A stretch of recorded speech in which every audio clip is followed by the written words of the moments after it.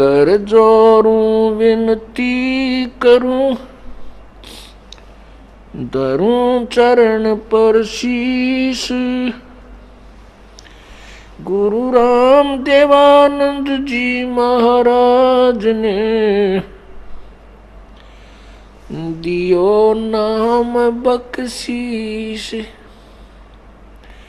कोटि कोटि सिजदा करूं, कोटि कोटि प्रणाम। चरण कमल में राखियो, मैं बंदी जाम गुलाम। कूता तेरे दरबार का, मोतिया मेरा नाम। गले प्रेम की जेवड़ी, जांखें चौवा जाऊं मैं। तो करो तो बावड़ू, और दूर दूर करो तो जाऊं। जो रखो तो ही रहूं, जो देवो सो खाऊं।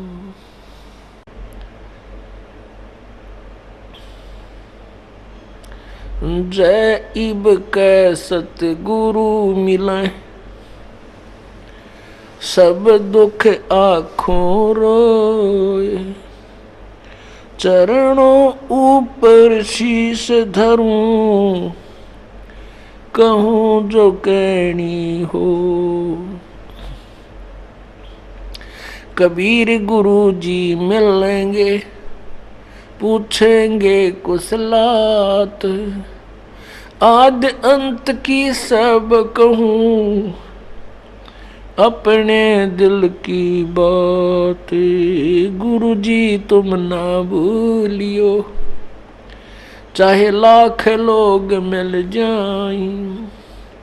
हमसे तुमको बहुत है, तुमसे हमको नहीं। तुम्हारे विसारे क्या बने, मैं किसकी शरण में जाऊं। शिव विरंच मुनि नारदा, इनके हृदय न समाऊं। बंदी छोड़ दयाल जी, तुम तक हमारी दौड़। जैसे कागज जहाज का, सूजत और न ठोर। अब गुण किए तो बहुत किए, अब गुण किए तो बहुत किए। करत न मानी हारे, बावे बंदा बख्श दियो, बावे गर्दन उतार। अवगुण मेरे बाप जी, बख्शो गरीब नवाजी। जो मैं पूत कपूत हूँ, बोर पिता को लाज।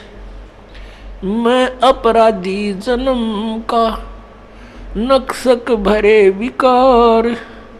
तुम दाता दुख भंजना, मेरी करो संभारी।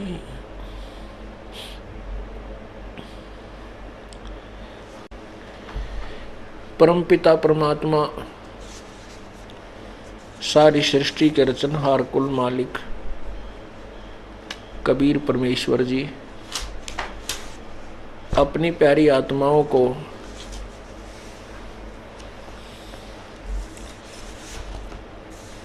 अपने निज घर का ज्ञान कराने के लिए स्वयं ही अवतरित होते हैं, स्वयं ही प्रकट होते हैं।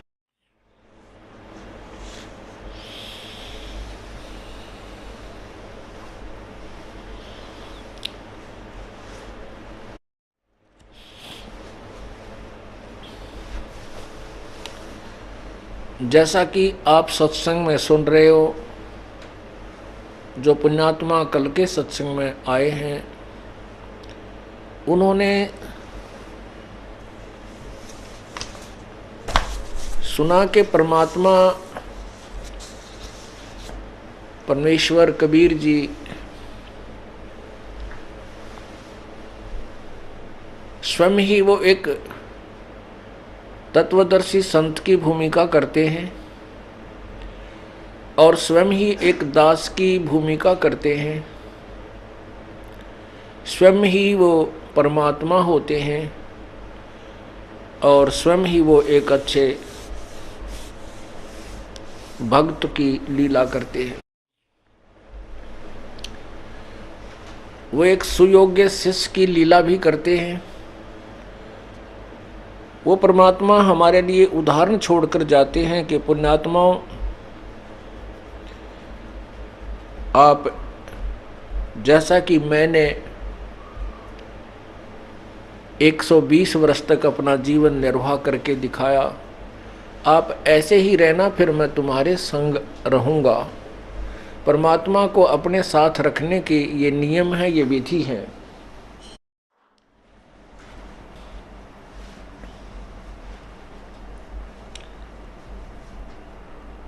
सारी सृष्टि के रचनहार सर्वेश्वर महेश्वर परमेश्वर ये कबीर देव हैं। महेश्वर का अर्थ भी परमेश्वर होता है, परमेश्वर, श्रेष्ठ ईश्वर, उत्तम पुरुष है तू अन्य। और महेश्वर का अर्थ होता है महान ईश्वर, यानी ईश्वरों से भी बड़ा। इस महेश्वर की फीत हमने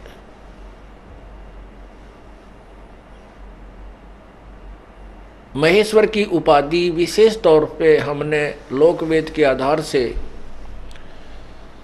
ज्योति निरंजन और अष्टंगी के पुत्र तमोगुण शिव को दे रखी थी। इसको महेश नाम से जाना जाता है, लेकिन ये महेश नहीं है। लेकिन अब इनका नाम पक गया, इसलिए हमने भी इनको महेश कहना पड़ता है। ब्रह्मा विष्णु महेश की उत्पत्ति दुर्गा और काल से हुई। जैसे एक व्यक्ति ने अपने बेटे का नाम डीसी रख रखा, तो वो कोई गांव में आपस में कवा सुनी होगी, एक व्यक्ति बोला ना मेरे बेटे डीसी ने बुला के। अब वहाँ व्यक्ति जो दूसरा था राह चलता, उसने सोची भाई तो तगड़ा काम हो गया, इसका तो बेटा डीसी है। वो आया किसी बूंदी सी शकल का बौड़ा सा, ने बोला डीसी, ने बोला रहा यू हाउ डीसी, बोला हाँ यू हाउ डीसी, ये उसका बेटे का नाम डीसी है। ने बोला रहा मैं तेने सोची थी कि तब इसका तो लड़का डीसी है, गलत पंगा ले लिया तुमने। तो कहने का भाव ये है, ये ब्रह्मा विष्णु महेश नाम जो काल ने अपने बेटे के रख लिए, जो समर्थ शक्ति के थे।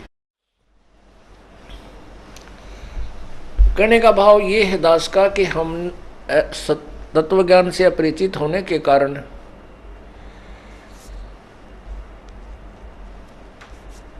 हम परमात्मा से दूर हो गए। तो वो परमात्मा कबीर जी जो है सर्वशक्तिमान होते हुए भी यहाँ पर किस प्रकार रहे, एक झोपड़ी में और हाथ से कपड़ा बुनकर अपना निर्वाह करते थे।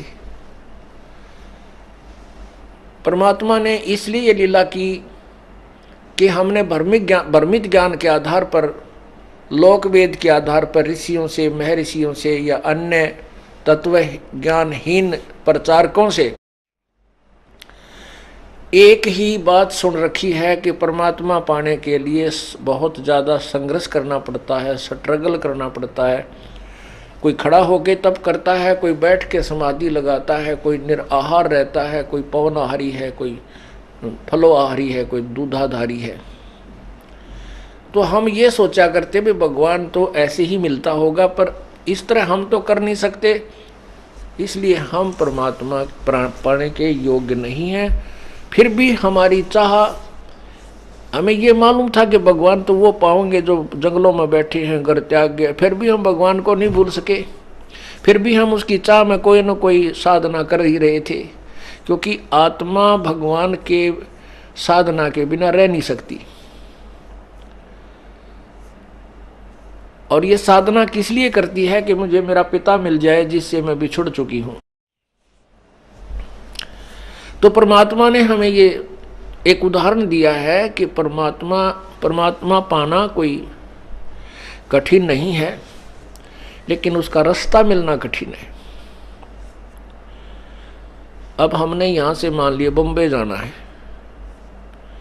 और रास्ता ठीक मिल जाओ तो हम पैदल चलेंगे तो भी पहुंच जाएंगे 2 दिन में, 4 दिन में, 10 दिन में तो वहां पहुंच जाएंगे। जब रास्ता ठीक नहीं मिलेगा, चाहे हमारे पास मोटर कार है तो भी कभी इधर भाग रहे हैं, कभी इधर भाग रहे हैं, कभी वापस जा रहे हैं।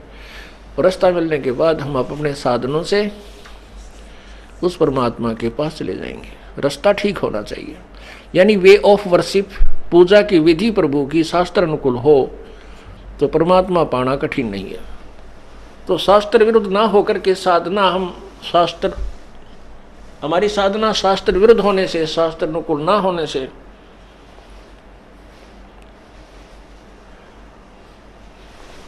हम परमात्मा तक अभी तक नहीं पहुंच सके हैं। परमेश्वर ने बंदी छोड़ने ये लीला की थी।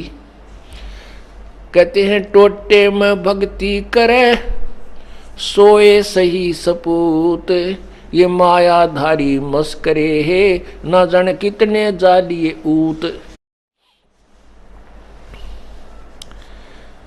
परमात्मा में श्रद्धा, गरीब से गरीब व्यक्ति सच्ची श्रद्धा लगाएगा, सत्य साधना करेगा, वो परमात्मा पा जाएगा।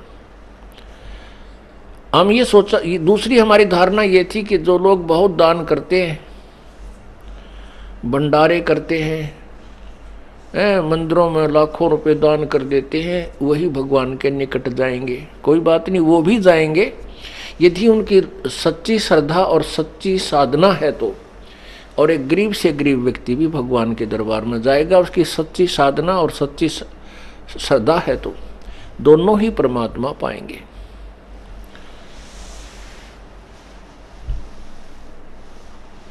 दान और धर्म जो है, जो अन्य साधनाएं आपसे कराई जाती हैं, उनसे एक तो अपना यहाँ का ऋण उतारना है और दूसरे हृदय में भगवान की जगह बनाने के लिए, हृदय साफ करने के लिए, विनम्रता लाने के लिए ये साधना कराई जाती है।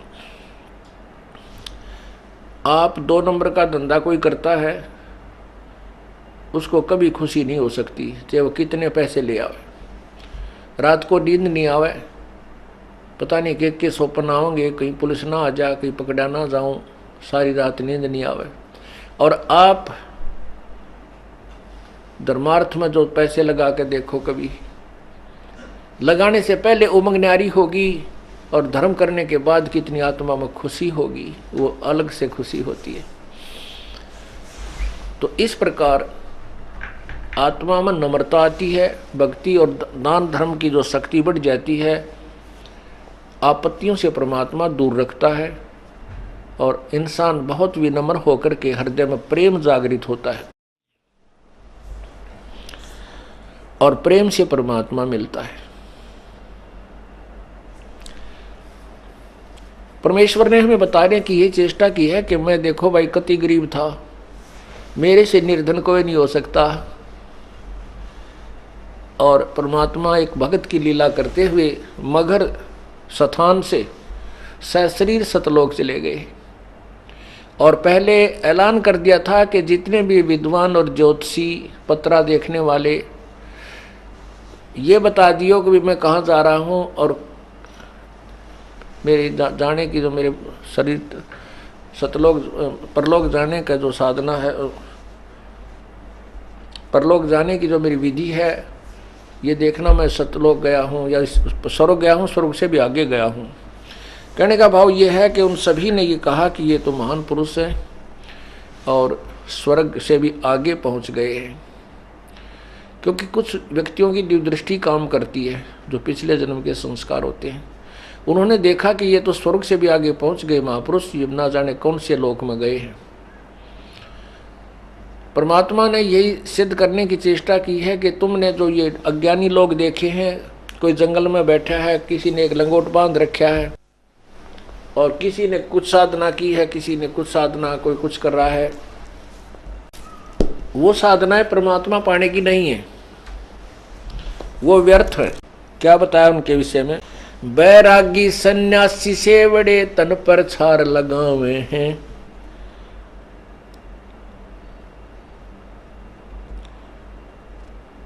पांचों नार 2500 लड़के धुंधु धार मचावे हैं।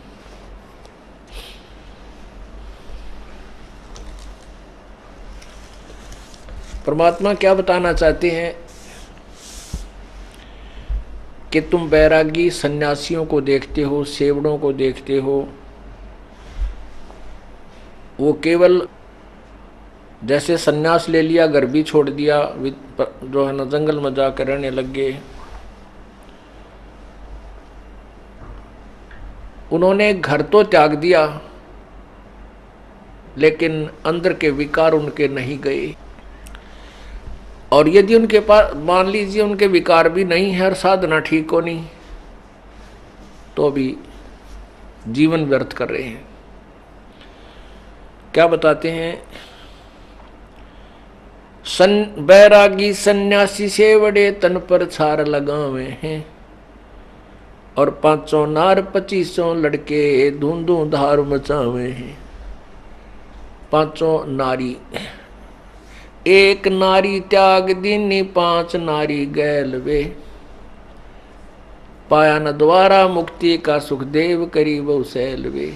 सुखदेव ऋषि ने बाल ब्रह्मचारी रह करके शास्त्र विरुद्ध साधना से बहुत आकाश में उड़ जाने की सिद्धि भी प्राप्त होगी थी, तो भी परमात्मा का मोक्ष मार्ग नहीं मिला, मोक्ष का द्वारा नहीं मिला, वे ऑफ वर्शिप ठीक नहीं थी उसकी। इसलिए एक नारी त्याग दीनी 5 नारी गैल वे।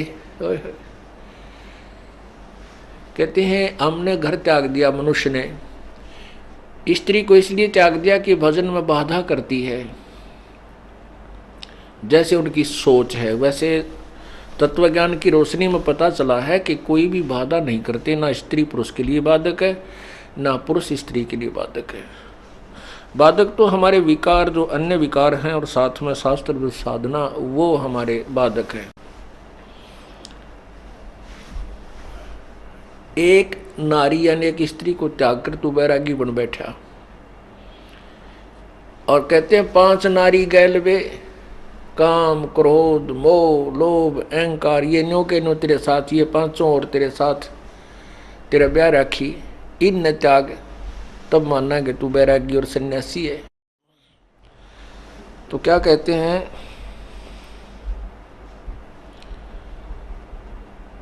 एक समय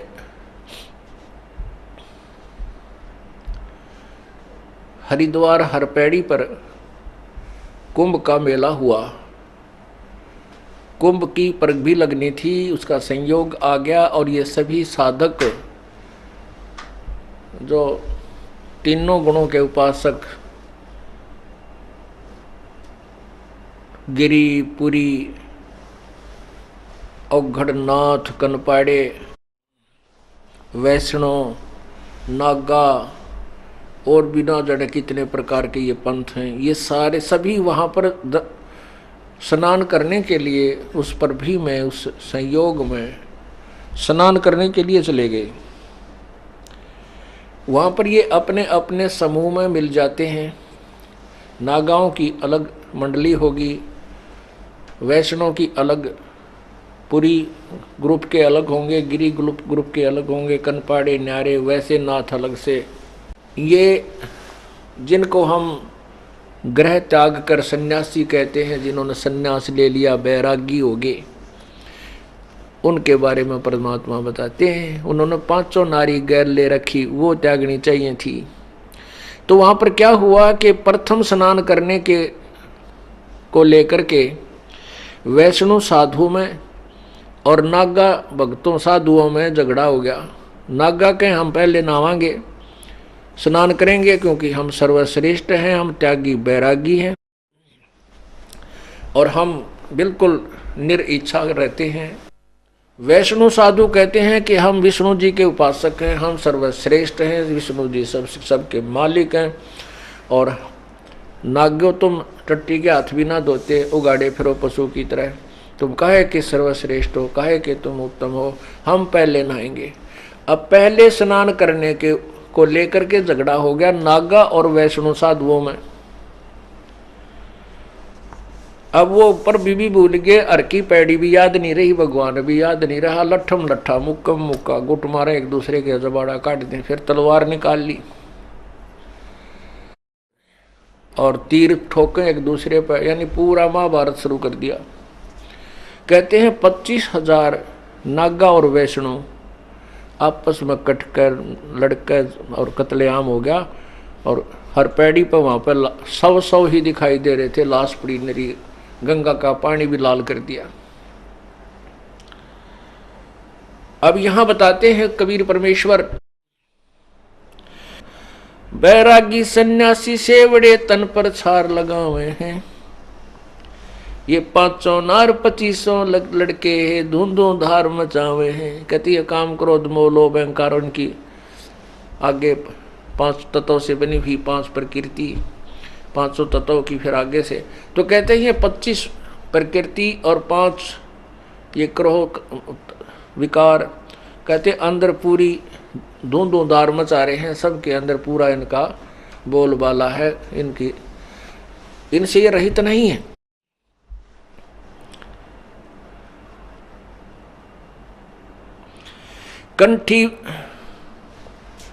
कंठी माला और मृगछाला सिर पे जटा रखावे हैं, ढोलक ताल झालरी पीटे ताना रीरी गावे हैं, यो भी बैदा है बैदे से भेद अलैदा, ये भी बैदा बैदा क्यों जान्या, हम सतगुरु बैठे नो जान्या।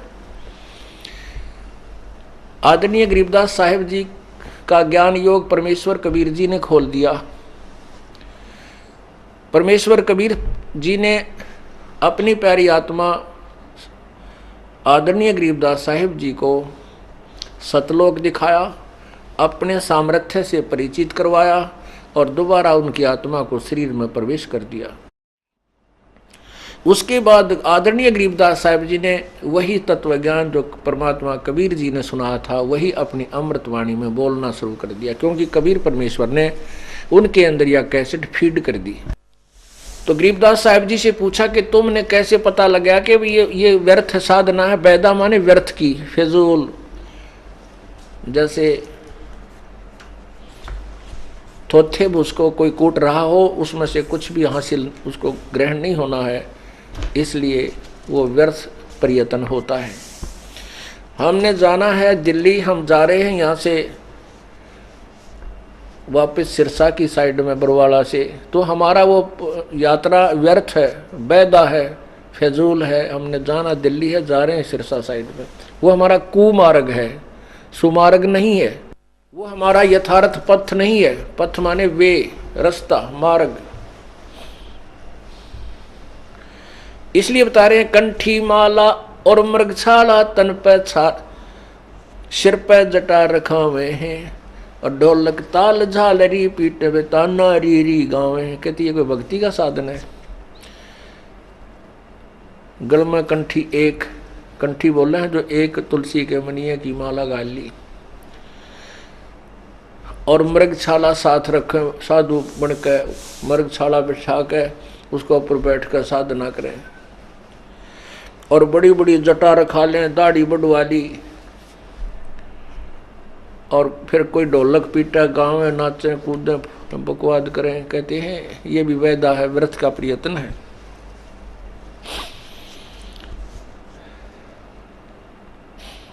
तन के योगी मन के भोगी, गुल्लर पेट पड़ावे हैं, गुजबीरज का मरम न जाने, ये भद्र भेख बनावे हैं। यो भी बैदा है बैदे से भेद अलैदा, यो भी बैदा बैदा क्यों जान्या, हम सतगुरु बैठे नो जान्या। अब गरीबदास जी महाराज कहते हैं कि हमने वह सतगुरु मिल गए। कबीर परमेश्वर वो स्वयं ही भगवान हैं, स्वयं ही सतगुरु हैं, स्वयं ही जगत गुरु हैं, तत्वदर्शी संत हैं।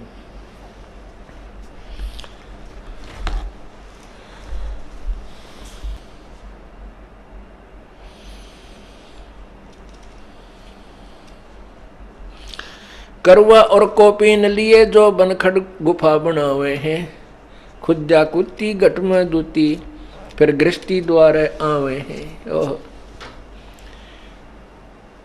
परमात्मा क्या बताना चाहते हैं कि एक तो हाथ में लोटा ले लिया करमंडल, और तन पर केवल एक लंगोट, एक कोपीन, एक कपड़ा पर्दे पर बांध लिया और बाकी शरीर नगन। और जंगल में जाकर गुफा खोज कर उसमें रहने लाग गए। कहने लगे या के बैराग करा भाई तूने, भूख लागी। भूख ने एक दिन रोक लेगा, ज़्यादा से ज़्यादा एक रात भी रोक लेगा। अगले दिन फिर अगले दिन उठा गया लठ और ले का वो लोट करमंडल, और फिर चला गाँव में नगर में भीख मांगने के लिए, भिक्षा लेने के लिए। कहते फिर गृहस्थी का द्वारा आना पड़ा, फिर घर के छोड़ा तूने। करवा और को पीन लिए जो बनखंड गुफा बनावे हैं, या खुदा कुत्ती घट में दूती, फिर गृहस्थी द्वारा जावे हैं। यो भी बैदा है बैदे से भेद अलैदा। इससे जो तुम व्रत साधना कर रहे हो इससे अलग है वो भक्ति मार्ग, न्यारा है।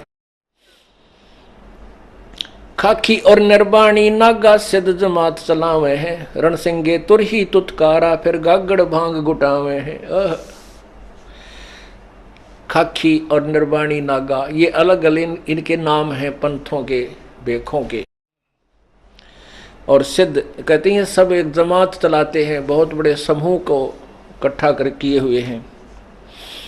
और फिर क्या करें, ये भांग घोटें और पी के फिर पड़े रहें।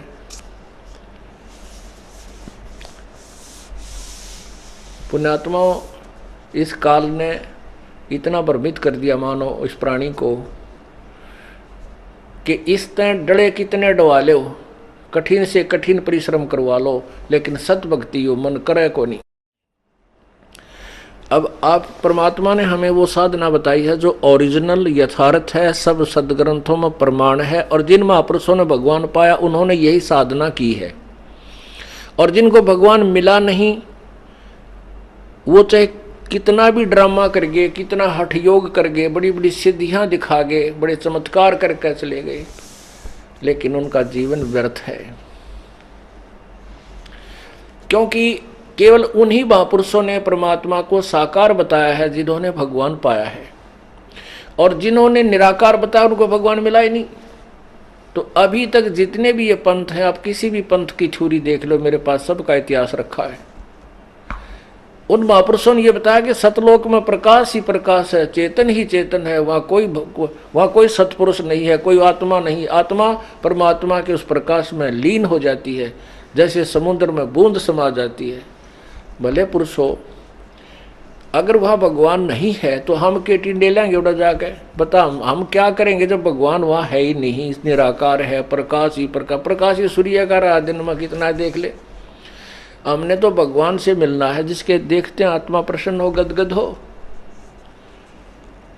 हम तो उसके लिए तड़प रहे, यार वो है नहीं। अब कोई लड़की का ब्याह करे और उसने कहा बेटी तेरा ब्याह करेंगे तो नो हो जाएगी, फिर नु तेरा पति तो है ही नहीं, वो तो निराकार है, फिर वह उड़े टिंडे लेने जाएगी, वह क्या करेगी ब्याह करवा के। तो ऐसे भ्रमित कर दिया हमारे को, जबकि हमारे सारे सदग्रंथ कहने लग रहे भाई भगवान साकार है, मनुष्य जैसा है, उसका यो नाम है। तो उन महापुरुषों ने बताया है जिन्होंने भगवान को पाया है, उन्होंने परमात्मा साकार बताया है, मनुष्य जैसा बताया, उसका नाम कबीर बताया है। उनमें से कौन कौन है? आदरणीय धर्मदास साहिब जी, आदरणीय मलुकदास साहिब जी, आदरणीय दादू साहिब जी, आदरणीय नानक साहिब जी, आदरणीय गरीबदास साहिब जी, आदरणीय घीसा साहिब जी। ये आधा दर्जन तक दास का याद है जिन्होंने परमात्मा पाया, उन्होंने सशरीर बताया, उसका नाम कबीर बताया। हमारे सब सदग्रंथ प्रमाण देते हैं परमात्मा साकार है और उसका नाम कबीर है।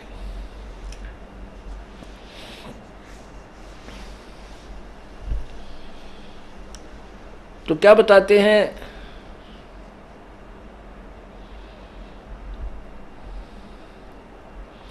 काशी गया प्रयाग महोदित जगन्नाथ को जावे हैं, लोहागर पुष्कर परसे हैं, द्वारका दाग दगावे हैं, यो भी बैदा है। तीर तुपक तलवार कटारी जमधड़ जोर बदावे हैं, हर पैड़ी हर हेत न जाना वाजा तेग चलावे हैं। ये जो 25,000 नागा और वैष्णो आपस में लड़के कटके मर गए, कत्लेआम कर दिया। उनके विषय में बता रहे हैं, तीर तुपक तलवार कटारी जमधड़ जोर बंधावे हैं, हर पैड़ी हर हेत न जाना वाजा तेग चलावे हैं, काटे शीस नहीं दिल करुणा वो जग में साध कमावे हैं, जो जन उनके दर्शन को जावे उनको भी नरक पठावे हैं, यो भी बैदा है बैदे से भेद अलहदा, यो भी बैदा बैदा क्यों जाना हम सतगुरु बैठे न्यू जाना। तीर तुपक तलवार कटारी, इतने बड़े बड़े छुर्रों को कटारी बोलते हैं, सीधे गोदे एक दूसरे में। वो तो कसाई थे, राक्षस थे, डाकू थे, उनको हम संत कहा करते थे, उनको सन्यासी कहते थे। तीर तुपक तलवार कटारी जमदड़ जोर बदावे हैं, डट कर झगड़ा करें कहते, लड़ाई करते हैं। और हर पैड़ी हर हेत ना जाड़ा, हर की पैड़ी कहें और भगवान का बैबी को नहीं, उसकी छाती के ऊपर कत्लेआम करने लग रहे तुम, फिर भगत की कहाँ के हुए। उनको हर की पैड़ी नाम भी क्यों रखा तुमने, जब वहाँ भगवान है ही नहीं, और भगवान के सामने तुम ऐसा जुल्म कर रहे हो, फिर तुम भगवान की चाह कहाँ तुम्हें।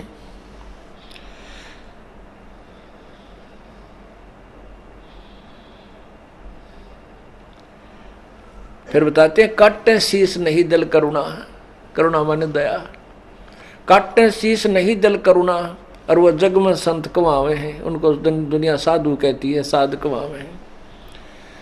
परमात्मा की प्यारी आत्मा गरीबदास जी कह रहे हैं, जो पुण्यात्मा उन ऐसे दुष्टों के दर्शन करने जा उनको भी नरक ले जाते हैं, यानी उनके पास ना मार्ग है, उनको संत मान करके उनके आश्रित हो जाते हैं। फिर जैसी भी साधना बताते हैं, बोली आत्मा आँख मीच के करती रहती हैं, क्योंकि भगवान के चाहने वाली आत्माएं ब्लाइंड फेथ करती हैं। और परमात्मा के पाने का एक यही तरीका है कि जब आपको परमात्मा की चाह हो और संत आपको मिल जाए, आपका उसके ऊपर ब्लाइंड फेथ होना चाहिए, अंधविश्वास। अंधविश्वास का तात्पर्य ये नहीं होता कि गलत साधना करना, नहीं, यानी पूर्ण विश्वास को ब्लाइंड फेथ कहते हैं। अब हर संत भगत का एक नियम होता है कि वो संत के साथ ज़्यादा जो है वाद विवाद नहीं करता, उसकी आत्मा नहीं मानती कि गुरु जी रुष्ट ना हो जाए, तेरी भक्ति ना बिगड़ जाए। नियम तो ये सही है, लेकिन इस भावना का और इस नियम का उन नकली संतों ने दुरुपयोग कर दिया, नाजायज फायदा उठाया, और भोली आत्मा चुप करके जो गुरु जी बताएं वही मान लिया। ठीक कह रहे हैं भाई, ये वाद विवाद का विषय नहीं, भक्ति तो श्रद्धा से करनी होती है, विश्वास का विषय है। अरे विश्वास भी तो जब हो ना, श्रद्धा भी जब ही बनेगी जब सही ठीक ठिकाना श्रद्धा बनाओगे और उसकी फिर पूजा करोगे तो लाभ मिलेगा। जैसे कई क्या कहते हैं भी भगवान पाना तो विश्वास की बात है, विश्वास कर लो भगवान मिल जाएगा। चाहे किसी पर कहते हैं, चाहे पत्थर पर विश्वास कर लो वो भी भगवान बन जाएगा। कमाल की बात कर देते हैं, कति बालकों वाली बात कर रखी है। बात तो ठीक है, विश्वास बिना भक्ति नहीं हो सकती, विश्वास बिना भगवान नहीं मिल सकता, लेकिन विश्वास किस पर करना चाहिए। अब जोटे पर विश्वास कर ले क्या दूध देगा और उन्हें खूब बखर खुआवे, बिनोड़े गिरे, वो कुछ भी ना दे, वो तो कुआ दे ही और तोड़ देगा किसी दिन। तो हमने भैंस लेनी पड़े या गाय लें, और फिर वो नए दूध होगी हो ब्यागी हो, फिर उसको अच्छी तरह उसको खुराक खिलावा, चारा खिलावा, उसकी सेवा करें तो दूध वो देगी। विश्वास भी उसी चीज पर करे जो विश्वास जिससे वो वस्तु प्राप्त होनी। जैसे बबूल बो के कीकर का बीज बीज के और उस पर आम का विश्वास करके उसकी सेवा करें जावे, वो पूजा करने ते बबूल बड़ी तो हो जाएगी उसकी सिंचाई करने से, लेकिन वो आम नहीं लगेंगे। उसके आम का बीज बीज जाए, पूरी वेरीफाई करके कि वो आम का बीज है, और उस आम के बीज को बीज के फिर उसकी पूरी सच्ची श्रद्धा से और पूरे विश्वास से कि इस पर आम लगेंगे, उसकी सच्चाई करें तो फिर लगेंगे। आम के बीज ने बीज के फिर विश्वास करे अटल और सेवा करे पूरी जो उसकी बता रखी है, फिर समय आने पर उसको फल लगेंगे। ऐसे ही सत्य नाम यानी सच्चे नाम का जाप करे, पूरे संत से लेकर पूरी मर्यादा में रहते हुए पूरे ज्ञान से परिचित होकर के और फिर पूर्ण विश्वास से भक्ति करें, फिर देखो क्यों ना फल मिलेगा। क्यों, कैसे नहीं भगवान मिलेगा? मिलेगा विश्वास से। अब नकली नाम दे रखे हैं, बबूल का बीज दे रखा है, उस पर विश्वास करें बैठे भगत। अब 40-40 साल अपनी बर्बाद जिंदगी करके वापस यहाँ आ रहे हैं, रो रहे हैं उस गए हुए समय को और कोस रहे उन अज्ञानियों को जिन्होंने जीवन बर्बाद कर दिया, उन संतों ने।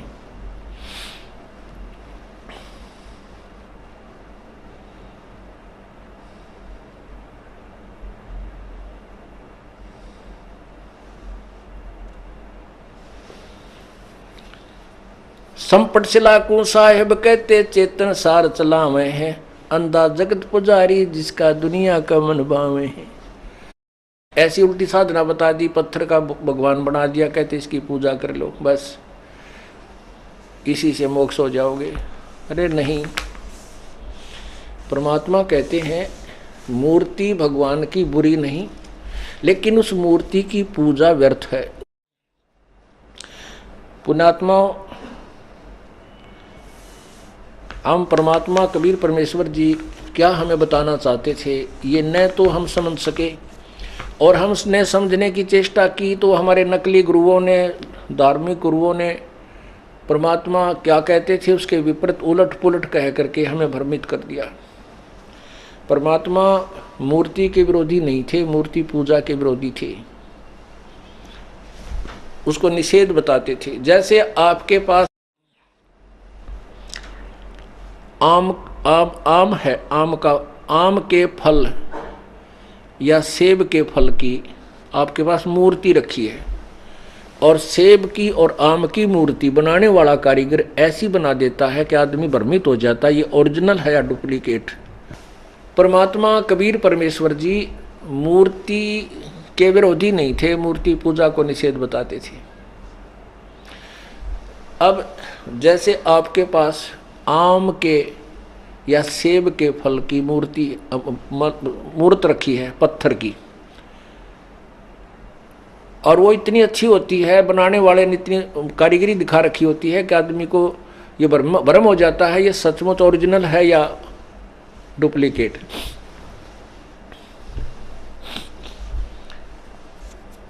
एक बार ये दास भिवानी स्टैंड रोड तक पे आम फल लेने गया। मेरे से पहले उस दुकान पे एक व्यक्ति खड़ा, वो कहने लगा भाई वो ऊपर वाले आम दे मुझे, वो ऊपर रखे, वो सबसे वो कॉलम से बना रखे थे उसने काट के, ऊपर सबसे ऊपर वाले मुझे नकली पत्थर के रखवा रखी सुंदर मूर्ति, और पूरा कॉलम भर रखा उनते, बहुत सुंदर। नीचे वाले तो शाम का समय था, वो सारे तकरीबन खरीदने वालों ने छांट छांट कर खरीद लिए थे, वो फिर थोड़े बहुत रह रहे थे, वो अच्छे नहीं लग रहे थे देखने में। वो कह रहा अभी वो दे दे, वो फिर उन्हीं में से चुग चाक कर वो छांट छूट कर उसके चढ़ाने लगा, तोलने लगा। उन्होंने बोला भाई मेरी बात सुन, पैसे कितने ले ले पर वो दे दे। वो आदमी खड़ा हुआ, उन्हें ठा के एक पत्थर का वो तार काम उसके हाथ में धर दिया, वो किलो पक्का का, वो नो करे। ने बोला यूँ के? वो बोला भले मानस यूँ पत्थर के हैं ये तो केवल मूर्ति रखी है इनकी, और मेरे पास आम यही हैं, लेने हो तो ले ले। अब वो ऊपर वाले इतने अच्छे बना रखे थे, नीचे वाला ने फेल कर रहे थे जो ओरिजिनल को भी। तो पुण्यात्माओं, जैसे आपके पास वो आम के फल की पत्थर की मूर्ति रखी है, उस मूर्ति को देखने से आपको उस फल के गुणों का ज्ञान होगा और अंदर उसके पाने की प्रेरणा बनेगी, उसको खाने को के लिए मुंह में पानी आएगा। फिर आप सोचोगे भी कहाँ मिला है, आपको पता है जेब में पैसे होने चाहिए और बाजार में मिला है, आप पैसे लोगे और बाजार में जाओगे, आम कह करके खरीद लाओगे, आप खाओ।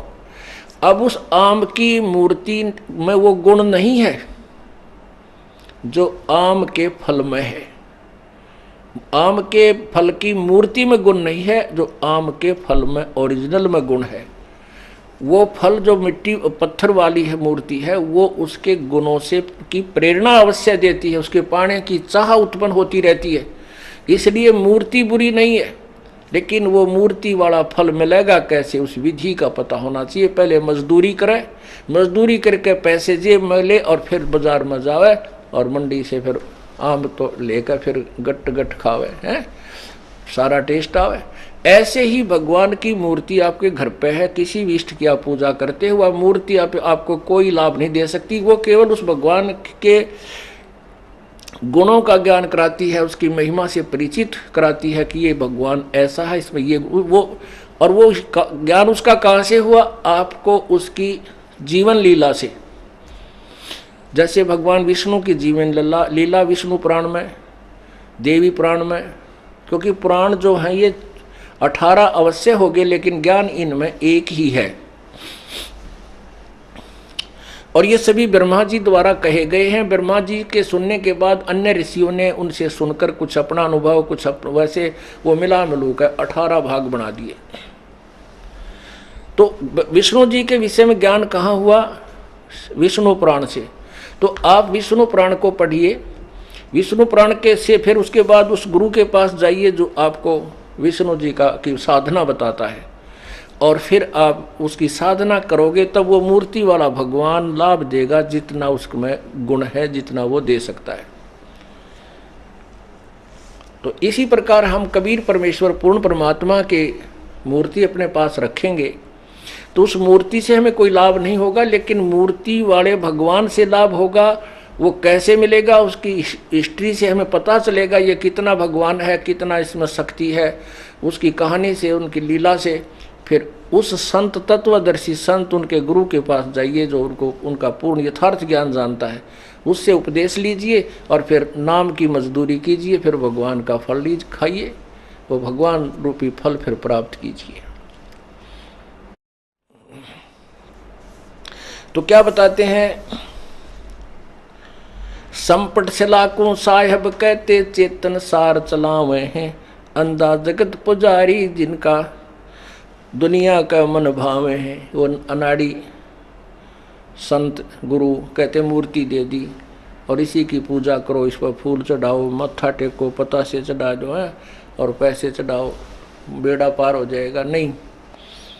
और कहते अंधा जगत पुजारी जिसका, अंधा ज्ञानहीन, ज्ञान नेत्रहीन जगत वो नकली संतों के पीछे, उन गुरुओं के पीछे घूम रहा है जो पत्थर को भगवान कहते हैं।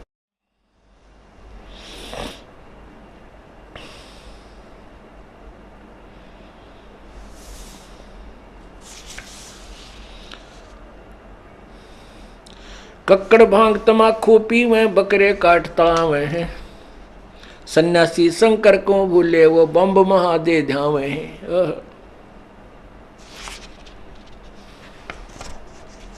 ये 10 नाम दया नहीं जाने, गेरू कपट रंगावे हैं, पार ब्रह्म से परचे नाही, शिव करता ठहरावे हैं।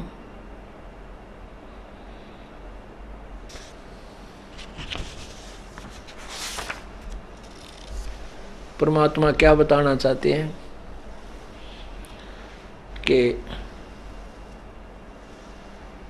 कक्कड़ भांग तमाकू पीवे और बकरे काट तलावे हैं।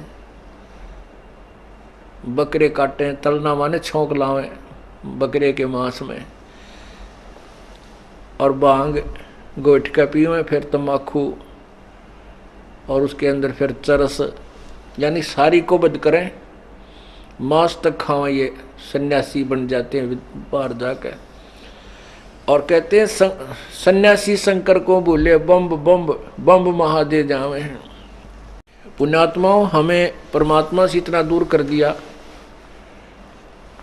जैसे ब्रह्मा विष्णु महेश, रजगुण ब्रह्मा, सतगुण विष्णु, तमगुण शिव जी, इनकी भी पूजा, इनकी भी साधना हमने करनी होती है। और यदि हम पार नहीं होंगे तो इनकी जो मजदूरी हमने की है, जो इनकी दिहाड़ी की है, वो हमें अवश्य फल देंगे। वो कैसे देंगे, वो विधि अलग है, वो मंत्र जो इनका हमने जाप करना है। अब पुण्यात्माओं, हम तत्व ज्ञान से बहुत दूर हो गए, इसलिए मन में इतने ढेर सारे शंका हो जाती हैं। एक तो पूजा होती है, एक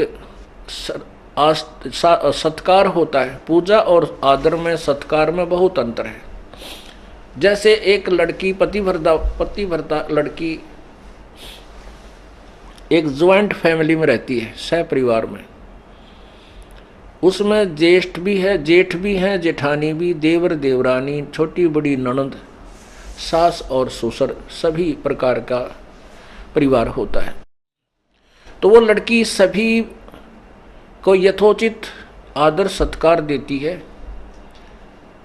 उनका सत्कार करती है, लेकिन पूजा अपने पति की करती है। पूजा मीन समर्पण। पूजा का अर्थ होता है सच्चे दिल से जिसमें हृदय जुड़ जाए।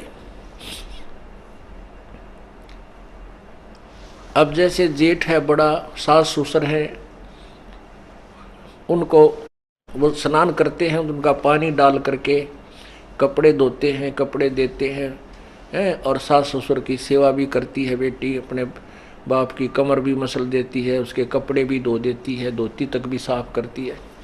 तो वो सत्कार है।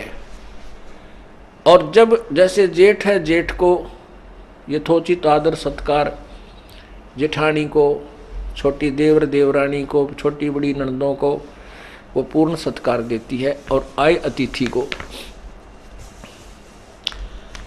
और जब वो अलग होते हैं, वो भाई अलग हो जाते हैं समय आने पर, फिर वो अपने सारे हिस्से के सामान ने उठाकर अपने पति वाले कमरे में धर लेगी उठाकर। उनका फिर उनसे कोई लगाव नहीं है, लेकिन वो सत्कार वाला स्वभाव फिर भी बना रहेगा। इसी प्रकार जब हम यहाँ एक सह परिवार में रह रहे हैं, यानी एक ब्रह्मांड हमारा घर है, इसमें ब्रह्मा विष्णु महेश इस ब्रह्मांड रूपी घर के कुछ अधिकारी बनाए हुए हैं, इनका कुछ कार्य हमें सौंपा हुआ प्रभु ने। तो हम इनके साथ, इनके आदर सत्कार हम इनका करेंगे। अब क्यों करेंगे ये कहने की आवश्यकता नहीं, क्योंकि हम एक परिवार के सदस्य हैं। और जब हम अलग होंगे, जब हम अपने सतलोक जाएंगे अपने पति के साथ, परम पिता अपने मालिक के साथ, फिर हमारा इनसे कोई लगाव नहीं और कोई द्वेष नहीं। अपने सारे सामान न लेकर, अपनी सारी पूजा को लेकर हम चल पड़ेंगे अपने पति के, अपने मालिक के साथ, यानी कबीर परमेश्वर के साथ। तो ऐसे हमने इस परमात्मा के मार्ग को और यथार्थ भक्ति विधि को समझना है।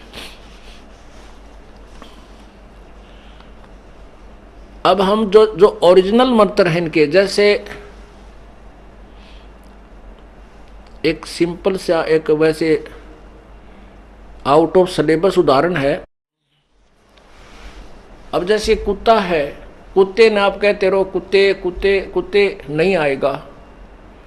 आप उसका एक कोड वर्ड है तो वो भाग गया होगा नो खूब स्पीड तक। परमात्मा कहते हैं कुत्ता तेरे दरबार का, मोतिया मेरा नाम, गले प्रेम की रस्सी जहाँ खींचो वहाँ जाऊँ मैं। कहते तो करो तो भाग गया हूँ, और दूर दूर करो तो वापस चला जाऊँ।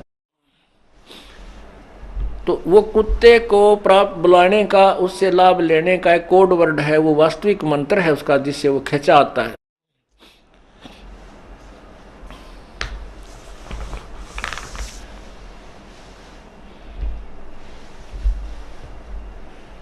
और भी बहुत से उदाहरण हैं, वो यहाँ वर्णन करने योग्य नहीं है,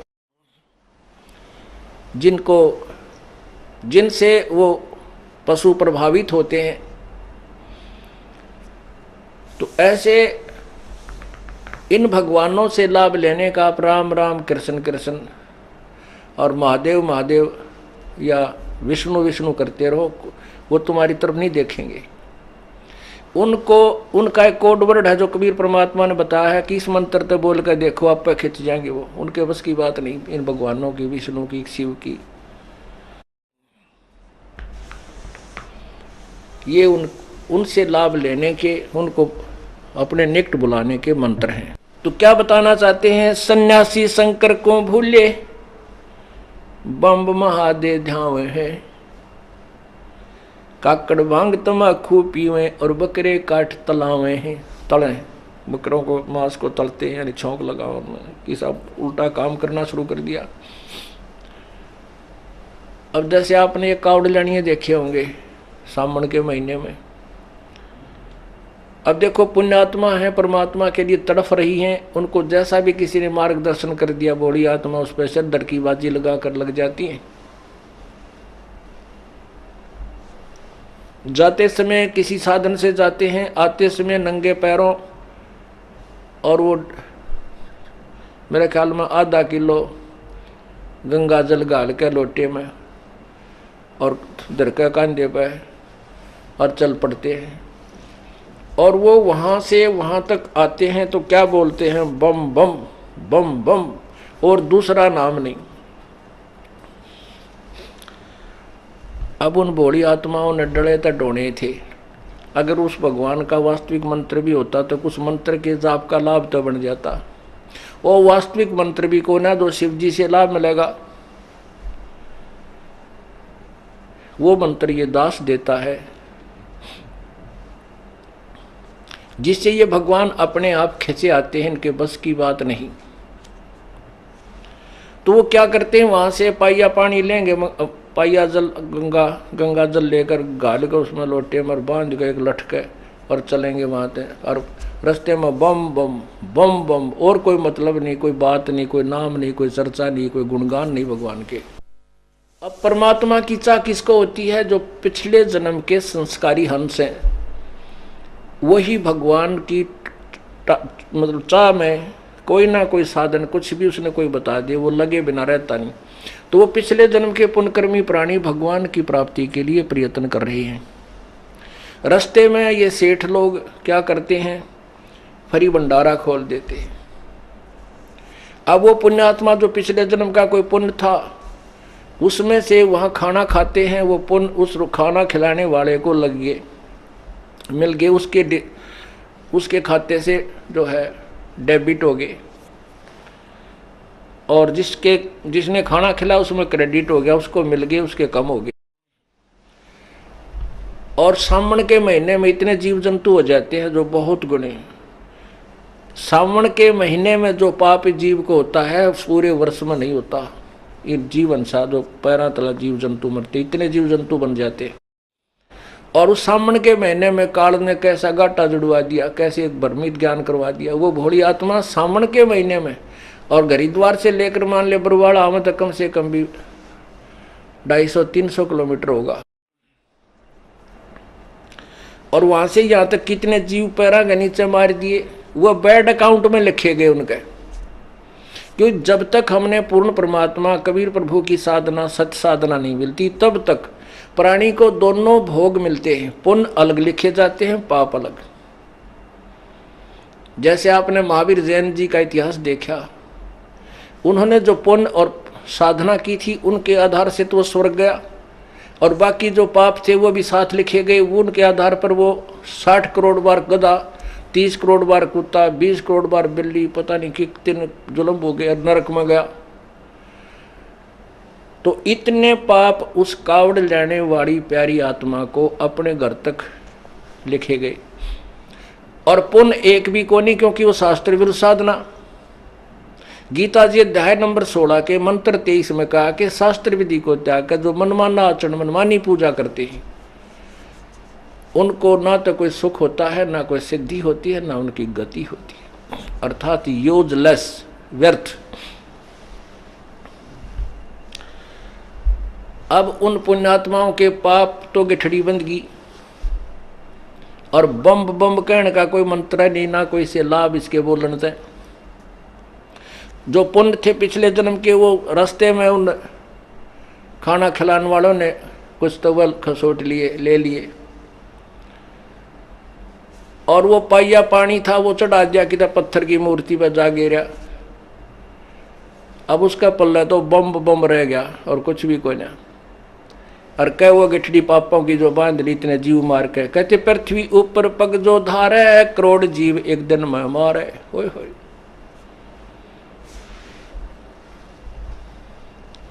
और फिर ये क्या करते हैं, दूसरा शब्द बोला, लड़कियां न तन्यो कहेंगे ए बोली, बेबेर न तो बोली कहेंगे, वो नो कहेगी ए बोले। आपस में अब बताओ इनका के नाता हो आयो, बाण भाई भी हो है या क्यों और सिस्टम, इसका कौन सा नेक बनावा। तेन ना बोलन का बेरा, बोली तो पार्वती ने कहेंगे और बोला कहें शिव जी ने। तुम आप भगवान देवी और देवता बन गए, फिर पूजा किसकी कर रहे हो। तो क्या बताते हैं, कक्कड़ भांग तमाकू पीवे, बकरे काट तलावे हैं, सन्यासी शंकर को भूले ये बम्ब महादे झावे। इन सन्यासियां थी, अब बम्ब सब दिन बोले भगतान मिल गया, ये भी बम बम कर कहने लगे रहते हैं भगवान प्राप्ति के लिए। अब बोला शब्द वैसे भगवान के लिए प्रयोग नहीं करना चाहिए हमने, ये उनकी बेइज्जती कर रहे हैं हम। अब कोई आदमी हो, मान ले कोई मंत्री है, और उसने जाकर ने कहा बोली बूझ ले मेरी साइन कर दे इस पर दरखास्त पे, वो साइन करेगा, उसको दड़ाक मारेगा। अब उसने बोला कहना, बोला कह जैसे बोली बूझ कह देख के बात है, तो भगवान का नाम तो बोला धर रे आ बोले। बोला मीन मतलब कति मूर्ख पागल, जिसने कहें का ना भी रहो, कोई बकाले की तो धंधा लाए रहे उसने सारा दिन। तो इस तरह के व्यक्ति को भोला बोलते हैं। तो भोला शब्द तो हमने भगवानों के प्रति लाना ही नहीं चाहिए, चाहे वो समय अनुसार, चाहे उन्हें कैसी भी लीलाएं बन गई हैं, लेकिन हमारा फर्ज नहीं बनता उनको भोला बाला कहने का।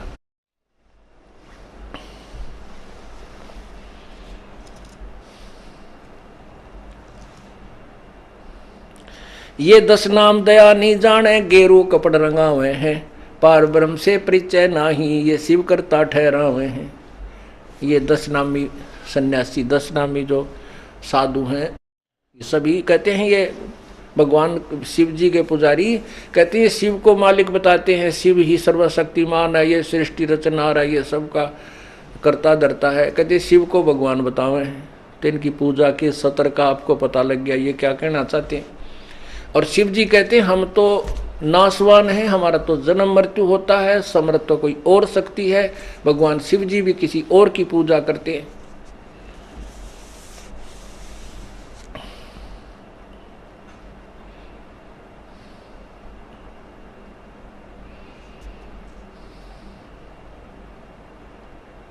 फिर क्या बताते हैं, धूम्रपान आकाशी मुनि, मुख सूचित आसन लावे हैं, या तब सेती राजा होई, फिर धुंधदार बह जावे हैं। गीता जी अध्याय नंबर 4 के श्लोक नंबर 25 से लेकर के और 34 तक एक विशेष वर्णन दिया है। उसमें एक विशेष वर्णन दिया है कि कोई तो अपनी इंद्रियों को रोकना चाहता है, हठ योग करके बैठ के साधना करता है, कोई तप करता है, कोई मनमुखी जाप करता है, कोई केवल पवन आहारी है, कोई केवल अल्पाहारी है, बहुत कम खाता है, कोई किसी साधना को उत्तम मान करके वो साधनाएं कर रहे हैं और उनको मोक्ष मार्ग जानकर ही कर रहे हैं। चौथे अध्याय के 32वें श्लोक में कहा है कि पूर्ण परमात्मा के मुख्य ज्ञान में उन्हीं के मुखारविंद से उच्चारित तत्व ज्ञान है। उस तत्व ज्ञान में वो भी साधना लिखी है जो अन्य साधक करते हैं, जो लाभदायक है या नहीं है वो उसी में निर्णय होगा, वही बताएगा ये साधना करने की है या नहीं करने की। ये देखिएगा श्रीमद् भगवत गीता। पुण्यात्माओं, हमने परमात्मा पाना है और ये वो विद्यालय है जो प्राइमरी से लेकर और पीएचडी तक का ज्ञान इसी सामूहिक सत्र पर आपको कराया जाएगा। और जब तक हम अपने ज्ञान में जो हम ज्ञान ग्रहण कर रहे हैं, सुन रहे हैं, इसमें निरसंशय नहीं होंगे तब तक हम भक्ति नहीं कर सकते। गीता जी अध्याय नंबर 2 के श्लोक नंबर 53 में कहा कि अर्जुन, जब तेरी बुद्धि नाना प्रकार के भ्रमित करने वाले वचनों यानी ज्ञान से हटकर एक तत्व ज्ञान पूर्ण परमात्मा के ज्ञान पर आश्रित हो जाएगा, तब तो तू योगी होगा। तब तो तू भगत बनेगा, नहीं तो कोई बका लेगा। कोई कहेगा ऐसा ठीक नहीं, तू उसी की बात मान लेगा। कोई कहेगा ऐसा ठीक नहीं, तू ये कर, उस तरह लग जाओगे। तू योगी नहीं हो सकता, भक्ति नहीं कर सकता। तो इसलिए हमने भगत बनने के लिए भी उस तत्व ज्ञान की शरण लेनी होगी, तत्वदर्शी संत की खोज करनी होगी, जो अपनी पवित्र गीता जी हमें बता रही है।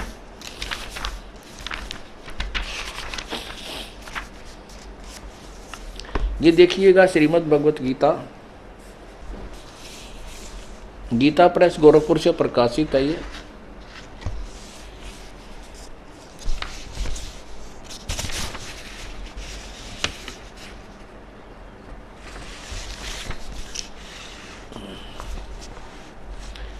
प्रकाशक में मुद्रक गीता प्रेस गोरखपुर, गोविंद भवन कार्यालय, कलकत्ता का संस्थान। अध्याय नंबर 4 का और श्लोक नंबर ये 25 है। दूसरे योगीजन देवताओं के पूजन रूप यज्ञ का, यज्ञ माने साधना का अनुष्ठान करते हैं, भक्ति। और अन्य योगीजन दूसरे परब्रह्म परमात्मा रूप अग्नि में ब्रह्म अग्नो आत्म भेद दर्शन रूप यज्ञ को करते हैं। आत्मा रूप यज्ञ का ही आत्मा रूप यज्ञ का हवन करते हैं। और 26 में, ये 26 में है, अन्य श्रोत्र आदि समस्त इंद्रियों को संयम रूप अग्नि में हवन करते हैं। क्या करते हैं? दूसरे लोग शब्द आदि समस्त विषयों को, इन विषय इंद्रियों को अग्नि में हवन करते हैं। अब क्या बता रहे हैं कि कुछ तो अपने कान, आंख, नाक मूंद के और नो कहते इनको रोक के साधना करो, अंदर शब्द सुनो, धुन सुनो, प्रकाश देखो, आंख दाब लो, देखो बिजल से पाटे, यो भगवान है, ये टट्टू भगवान है। ये तो 2 मिनट का काम था भाई, इतने बड़े सदग्रंथ लिखने की क्या आवश्यकता थी भाई? क्या ये गीता लिखने की आवश्यकता थी? एक लाइन लिख देते, कान आंख दाब के देख लो, प्रकाश दिखेगा, भगवान मिल गया, खत्म कहानी। नहीं, तो ये बता रहे हैं कुछ तो ऐसे बताते हैं, कुछ ऐसे बताते हैं, लेकिन ये तत्व ज्ञान नहीं है, ये वास्तविक ज्ञान नहीं है, ये पूजा की विधि यथार्थ नहीं है। आगे देखो क्लियर होता है।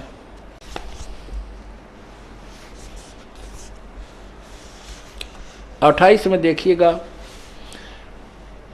कई पुरुष यानी दूसरे द्रव्य संबंधी यज्ञ करने वाले हैं। कोई धन आदि ला कर भंडारे करते हैं, कोई तपस्या रूप यज्ञ करते हैं, कोई तप करते हैं, और दूसरे योगी योग रूप करने वाले हैं। और कितने ही अहिंसावादी तीक्ष्ण व्रतों से युक्त यत्नशील पुरुष स्वाध्याय अध्ययन ज्ञान यज्ञ करते हैं। अब क्या बताते हैं कि कुछ तो ऐसे हैं जो भंडारे भंडोरे करते हैं, कि तो दान कर देते हैं, और कुछ ऐसे हैं जो तप करते हैं, कुछ ऐसे हैं जो मुंह पर पट्टी बांध कर नंगे पैरा घूमते हैं और फिर बहुत कठिन तप करते हैं, खाना भी नहीं खाते 8-8, 9-9 दिन, 10-10 दिन। कहते हैं ये सभी ये क्या कर रहे हैं? ये इस तरह के अनुष्ठान करते हैं, साधनाएं करते हैं, और इनको मोक्षदायक जानकर ही करते हैं कि ये साधना मुझे मोक्ष देगी। लेकिन आगे देखना, इसका निर्णय देंगे।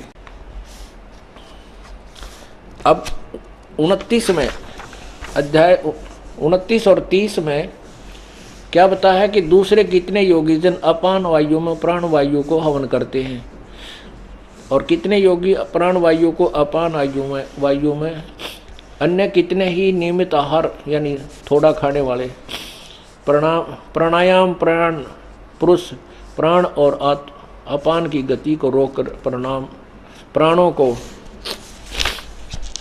प्राणों में हवन करते हैं। और ये सभी साधक यज्ञों द्वारा पापों का नाश कर देने वाले यज्ञों को जानने वाले हैं। ये क्या है इसका, ये क्या बताना चाहते हैं कि ये जो साधना जो कर रहे हैं, कोई तो श्वास, जैसे श्वास बाहर जाता है अंदर आता है, क्या बताते हैं, इस पर ध्यान रखो। बस सांस बाहर जा रहा है इसने भी ध्यान से देखो अंदर, और बाहर अंदर आ रहा है इसको महसूस करते रहो। ये साधना बताते हैं, नाम नहीं इसमें। और दूसरे नियमित आहार करते हैं और कुछ प्राणायाम करके ही परमात्मा को प्राप्त करना मान लेते हैं। और ये सब साधनों को परमात्मा पाने वाली और पापों का नाश करने वाली जानकर करते हैं। वो ये समझते हैं कि यही साधना है जो मोक्षदायक है और पाप नाशक है।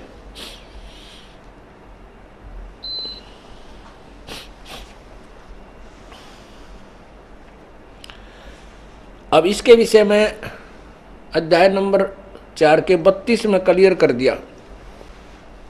ये देखना 32 अध्याय नंबर 4 का ये 32वें श्लोक में बताया कि इस प्रकार और भी नहीं है। इसका है कि इसी प्रकार, यानी जैसे ये जानते हैं ऐसा ज्ञान, बहुत तरह के यज्ञ माने साधनाएं, बहुत तरह के यज्ञ माने पूजाएं, वेद की वाणी में इन्होंने क्या लिखा है, ब्राह्मण का अर्थ वेद कर दिया, जबकि ब्रह्मण का अर्थ वेद नहीं पूर्ण परमात्मा होना चाहिए। तत्व वो सच्चिदानंद घन भगवान की मुखे माने मुख्य वाणी में, मुखे उनके मुखारविंद से उच्चारण मुख्य ज्ञान में इन्होंने मुख्य का अर्थ वाणी लिख दिया और ब्राह्मण का अर्थ वेद कर दिया।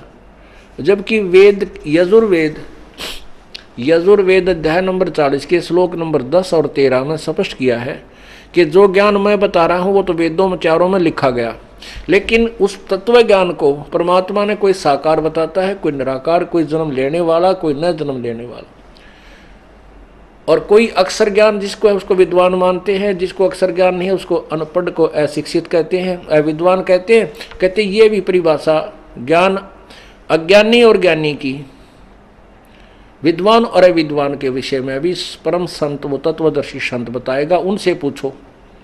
अर्थात जो वेदों में ज्ञान है वो इनकम्प्लीट है, वैसे ही गीता जी में जो ज्ञान है वो इनकम्प्लीट है, गलत नहीं है, अधूरा है। उसके लिए बताया किसी तत्वदर्शी संत से पूछ देखो। यही कुरान शरीफ सूरत फुरकानी नंबर 25 आयत नंबर 52 से 59 में स्पष्ट किया है कि जिस कबीर नामक परमात्मा ने 7 दिन में सारी सृष्टि को रचा, उसके बाद तख्त पर जा बैठा और वही पाप मोक्षदायक है, वही इबादत ही पूजा के योग्य है, उसके विषय में किसी बाखबर से पूछ देखो, यानी तत्वदर्शी संत से पूछो। इससे सिद्ध है कि कुरान शरीफ का ज्ञान इनकम्प्लीट है, गलत नहीं कह सकते, अधूरा है, और उसके पूर्ण ज्ञान को पूर्ण परमात्मा के विषय में जानने के लिए कोई तत्वदर्शी संत की तरफ आदेश है। ऐसे ही पवित्र गीता जी अध्याय नंबर 4 के 34 में कहा है। अब 32 में ये कहा है कि वो परमात्मा के वो बहुत प्रकार के यज्ञ यानी साधनाएं, पूजा की विधि परमात्मा पूर्ण परमात्मा के मुख्य ज्ञान में उन्हीं के मुखारविंद से उच्चारित है, उसमें लिखा हुआ है, विस्तार से कहे गए हैं। उसमें क्या लिखा है कि जो पहले बताए है ना, कोई ऐसी साधना करता है, कोई ऐसे करता है, कोई ऐसे करता है, लेकिन वो उनका भी भेद दिया है उस तत्व ज्ञान में।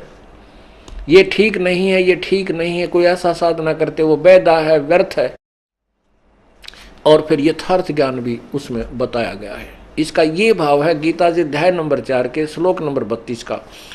अब आपको ब्रह्मण्य का अर्थ दिखाते हैं।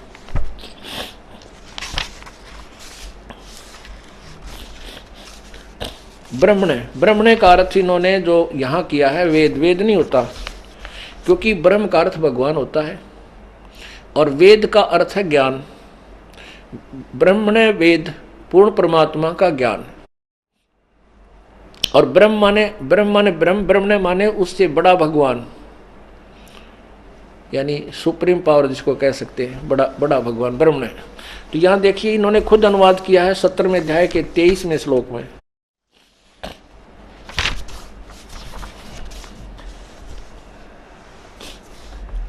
अध्याय नंबर 17 का और श्लोक नंबर ये 23 है। ये 23 है। इसमें लिखा है ओम तत्सत इति निर्देश ब्रह्मण त्रिविध समर्थ है। ये ब्रह्मण है। ब्राह्मणा तेन वेदा च यज्ञ च विहिता पुरा। ओम तत्सत, ऐसे यह 3 प्रकार का सच्चिदानंद घन ब्रह्म का नाम है। ब्रह्मण का अर्थ सच्चिदानंद घन ब्रह्म है, ना कि वेद। यहाँ इन्होंने अज्ञान के कारण, इनको ज्ञान ना होने से ब्रह्मण का अर्थ अध्याय 4 के 32 में ब्रह्मण का अर्थ वेद कर दिया। यहाँ लिखना था सच्चिदानंद घन ब्रह्म की वाणी में। चल न्यू मान लें, वाणी लिख लेंगे, कोई बात नहीं। यहाँ ब्रह्मण का अर्थ लिख देते हैं सच्चिदानंद घन ब्रह्म की वाणी में, अर्थात कबीर वाणी में, उसके तत्व ज्ञान में विस्तार से कहे गए हैं। उन सबको तू कर्म जान, यानी कर्म से होने वाले मन, इंद्री और शारीरिक क्रिया द्वारा संपन्न होने वाले जान। इस प्रकार जानकर उनके अनुष्ठान द्वारा कर्म बंधन से सर्वथा मुक्त हो जाएगा। और कर्म जान का अर्थ है कि वो तो सारे काम करते करते करने योग्य हैं, जो वो संत बताएगा। तो जो तत्व ज्ञान में लिखे हुए हैं मुख्य वाणी में, परमात्मा के की वाणी में, पूर्ण यानी वे इस गीता से तो अलग कोई ज्ञान है, वेद नहीं। क्योंकि चारों वेदों का ज्ञान तो बता ही रहा वर्ण, चारों वेदों का ज्ञान ये शॉर्ट में गीता जी में लिखा हुआ है। अब इस ज्ञान के लिए उस ज्ञान को जो परमात्मा के मुखारविंद से उच्चारण है, उसकी वाणी में लिखा है, उस तत्व ज्ञान को देखो अध्याय नंबर 4 के और श्लोक नंबर 34 में। उस ज्ञान को जो पहले वर्णित किया है 4 के 32 में, उस ज्ञान को तू तत्वदर्शी ज्ञानियों के पास जाकर समझ। उनको भली भांति दंडवत प्रणाम करने से, उनकी सेवा करने से और कपट छोड़कर श्रद्धापूर्वक प्रश्न करने से वे परमात्म तत्व को भली भांति जानने वाले ज्ञानी महात्मा तुझे तत्व ज्ञान का उपदेश करेंगे। और उसके बारे में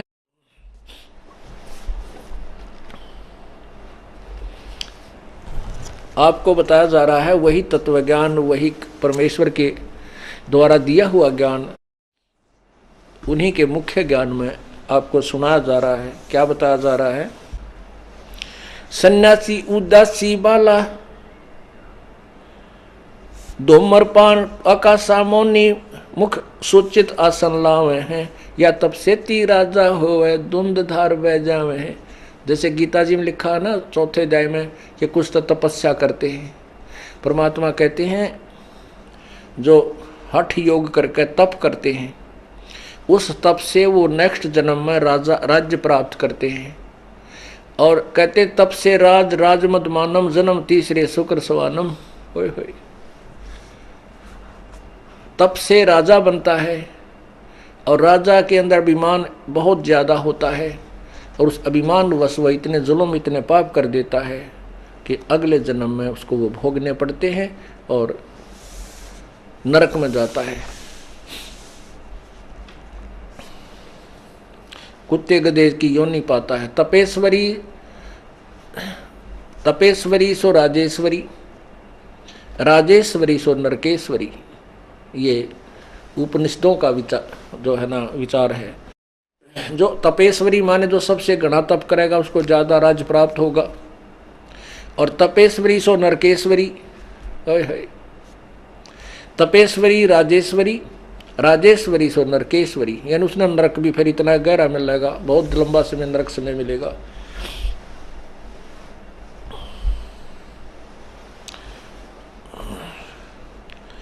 धूम्रपान आकाश मौनी मुख सूचित आसन लावे हैं, या तब सेती राजा होए फिर धुंध दार बह जावे हैं। यो भी बैदा है बैदे से भेद अलहदा, यो भी बैदा बैदा क्यों जाण्या, हम सतगुरु बैठे न्यू जाण्या। सन्यासी उदासी बाला रुखड़िया कहलावे हैं, आत्म तत्का मरम न जाण्या, वो सुन में पवन चढ़ावे हैं। जैसे आपने अभी सुना कि पान अपान प्राणों की अभ्यास करके सुचितासन ला के और सुन में पवन चढ़ाते हैं, गीता जी के अभी आपने चौथे अध्याय के 26वें श्लोक में पढ़ा। उसी के बारे में कहते हैं कि वो ज्ञान उस तत्व ज्ञान में भी लिखा हुआ होगा, लेकिन उसमें निर्णय दिया होगा कि ऐसा करोगे तो ऐसा फल मिलेगा, ऐसा करोगे तो ऐसा फल मिलेगा।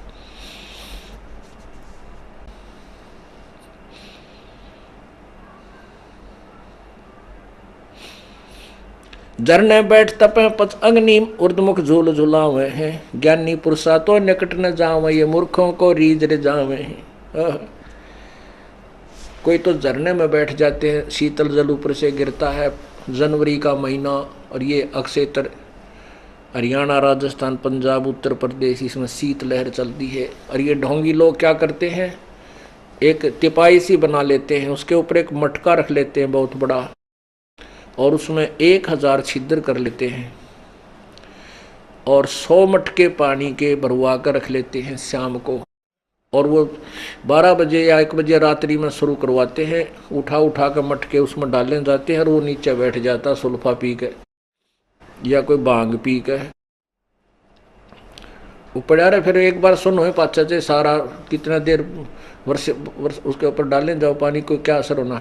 तो लोग ने सोचा रहे तेरा गजब हो, ये कमाल की बात है भाई, ओहो देखी से पो में हम तो रजाई भी ओढ़ रहे, सर्दी लग गए, और यो अब वो ला के घूटी बैठ जाए, पड़ा रहे शराबी सारी रात के बिगड़ा उसका, तड़के फिर उठ के झाड़ी का पल्ला चल पड़ता है। तो ऐसे ही ये लोग भकाया करते थे, मूर्ख बनाते थे हमारे को।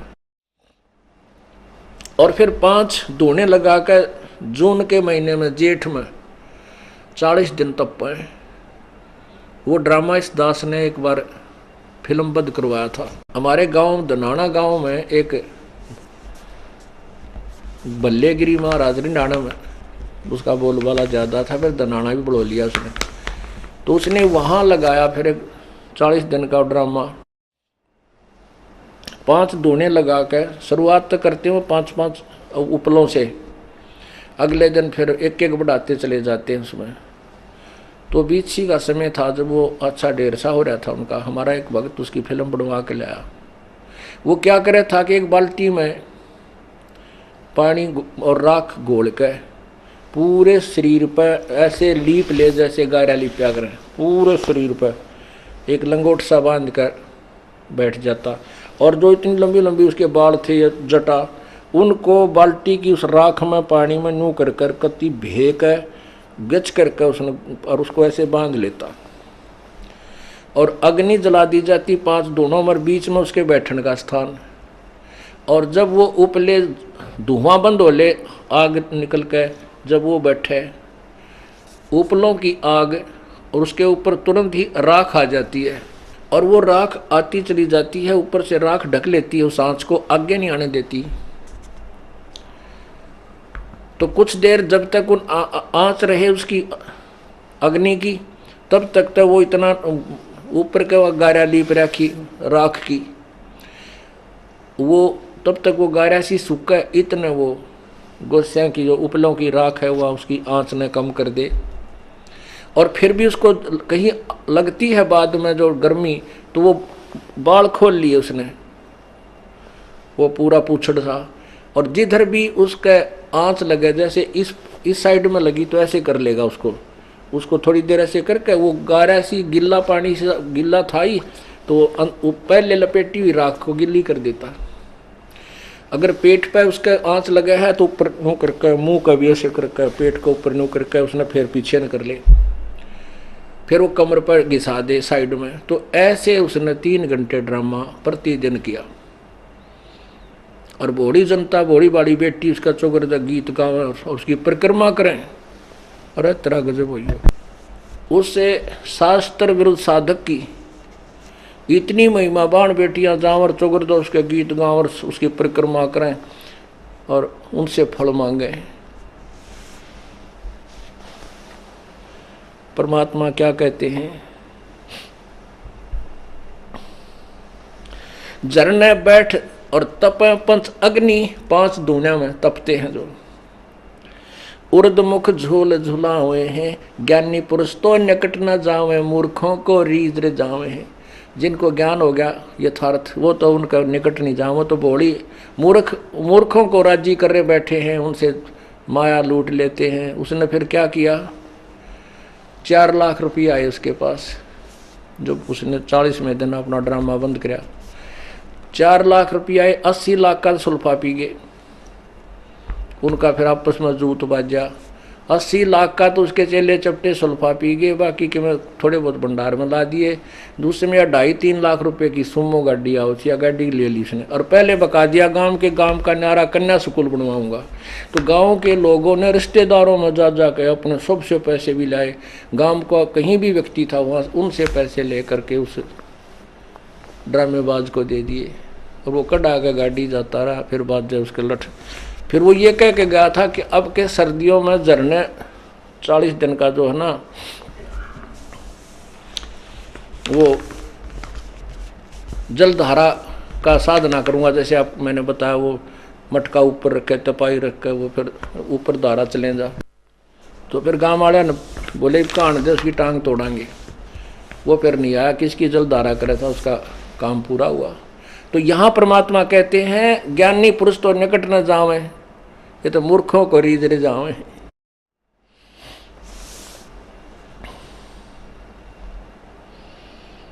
आसन करें कपाली ताली, ऊपर चरण हलावे हैं, अजपा सेती मरहम नाई, सब दम खाली जावे हैं।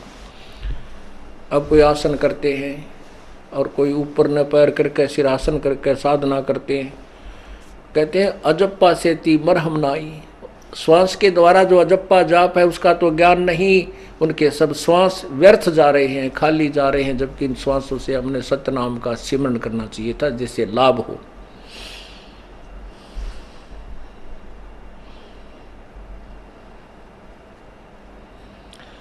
त्रिकाली आसन करें फिर 12 तिलक बनावे हैं, जल के मच्छा मुक्ति ना होवे, जो निस्तिन पर भी नहावे हैं। ओह, कुछ ऐसे हैं कि वे 3 समय स्नान करते हैं, भक्ति करते हैं जब 3 समय,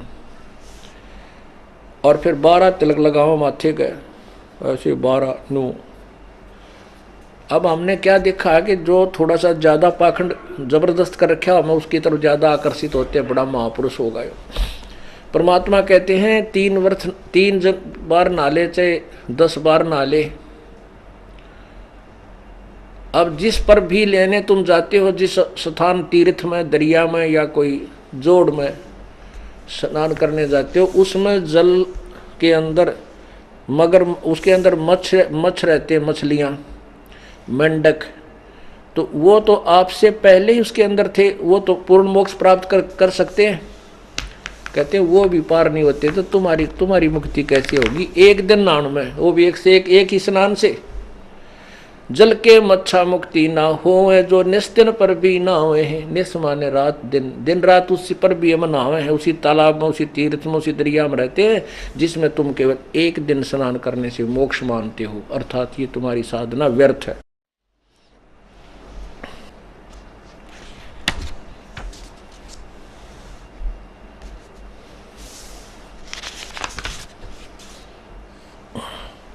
कार्तिक मास महात्म नाम है, गया प्रयागों पिंड भरवावे हैं।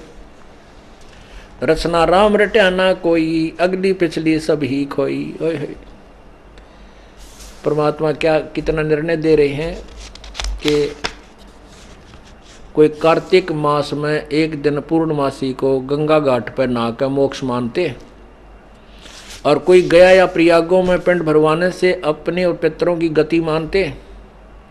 कहते रसना राम रट्या ना कोई, अगली पिछली सारी खोई। भविष्य की साधना बनी नहीं, पिछले जन्म के जो पुण्य थे वो मनुष्य जीवन में बर्बाद कर दिए, अगली पिछली सारी खोई। पांडे पाठ पढ़े बहु भांति, ये हैं जम किंकर के नाती। सूतक पातक जिमण जावे, ये 7 जन्म सुख करके पावे। पांडे पाठ पढ़े बहु भांति, बड़ी लैला लाला के पाठ पढ़ते हैं जो राम कोई अच्छी तरह कोई ऐसे, और कहते हैं ये हैं जम किंकर के नाती। ये तो उस काल के रिश्तेदार हैं जो तुमने गलत साधना पर ला करके आप भी नरक में पड़े और तुम्हें भी नरक ले जा रहे हैं। जो गलत मार्गदर्शक हैं, कोई भी है, चाहे वो काजी है, मुल्ला है, पीर है, गुरु है, ऋषि है, चाहे कोई संत है, उन सभी को बता रहे हैं। और कहते सूतक पातक जिमन जाही, ये 7 जन्म सो करके पाई। सूतक कोई बालक हो जा तब ये जावे खाने के लिए, और कोई मर जा तब भी ये जावे खाने के लिए। कहते हैं 7 जन्म लगातार सूअर के प्राप्त करोगे तुम, तुम्हारे साथ वो ब्राह्मण माटी हो, क्योंकि तुम अधिकारी नहीं हो, तुम्हारे पास यथार्थ भक्ति विधि नहीं है, तुम गुमराह कर रहे हो, आप पाठ पढ़ने या करने के अधिकारी नहीं हो।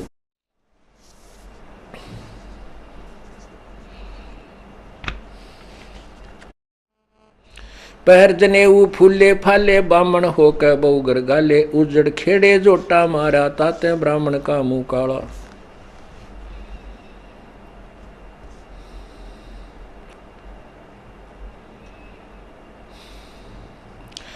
रगीव शाम अथर्वण भाखे, लादे बैदर टट्टू हाके, खरकी जोन धरोगे देही, भूल गरे हो शब्द स्नेही। साना मुर्का प्रहलाद पट बंधाया, भक्ति हेत पांडे नी पाया, हिरणा को छाती तोड़वाई, ब्राह्मण बाणा क्रम कसाई। अब क्या बताते हैं कि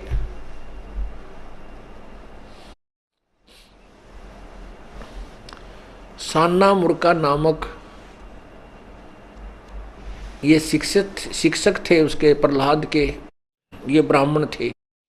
और हिरण्यकशिपु भी ब्राह्मण था, हिरण्यकशिपु भी ब्राह्मण था। यानी आप हिस्ट्री देखना कि शुरुआत कहाँ से होती है। ब्रह्मा जी के वंशजों के आगे चल के 2 भाग हो जाते हैं, एक शंकराचार्य के शिष्य हो जाते हैं और एक इसके बृहस्पति के अनुयायियों को थे वो सारे ब्राह्मण ही। तो देवता कहने लगे और शंकराचार्य के गुरुओं को, ना वो शंकराचार्य नहीं शुक्राचार्य के शिष्यों को राक्षस कहने लगे। थे ये सारे ब्राह्मण वही है जो भगवान के लिए प्रयत्न करता है, भक्ति कर रहा है, उसको ब्राह्मण कहते, भक्त कहते हैं। तो यहाँ कहते हैं हिरण्यकशिपु ने ब्रह्मा की साधना की ब्राह्मण बनकर, और फिर ऐसे कर्म कर दिया, अपने बेटे का शत्रु हो गया, एक भगत को सताने लग गया, भगवान का नामो निशान मिटाने लग गया। रावण ब्राह्मण बहुत तप कीना, महादेव की दीक्षा लीना, रामचंद्र की सीता हरिया, 10 मस्तक मुंधे मुंह नन्हे पड़िया। रावण ब्राह्मण था और उसने महादेव की भक्ति की और विष्णु जी की पत्नी ठा ली, उसके भाई की, बड़े वाले की, उससे बड़े की। कहते हैं ये कर्म ब्राह्मण के वह होते हैं, नहीं, ये तो राक्षस कर्म है, और वो राक्षस कहला गया। विश्वामित्र सुन विस्तारा, 100 पुत्र वशिष्ठ के मारा, राजऋषि से बहुत रिसाए, ब्रह्म ऋषि से रीझ रिझाए। ये ऋषि विश्वामित्र और ऋषि वशिष्ठ, इनका आपस में बहुत जबरदस्त विरोध हो गया। वशिष्ठ मुनि जी कहते थे विश्वामित्र को राजऋषि, क्योंकि ये पहले राजा थे विश्वामित्र, फिर उन्होंने राज त्याग कर साधना करने लगे थे। और विश्वामित्र कहता था तू सभा में मेरी बेइज्जती मत करा कर, मुझे तू ब्रह्म ऋषि बोल। वशिष्ठ मुनि जी उसको राजऋषि ही कहता था। राजऋषि से वो नाराज हुआ था, इस कारण से उसने वशिष्ठ जी के 100 पुत्रों की हत्या कर दी। किसने? महर्षि विश्वामित्र ने, ब्राह्मण ने।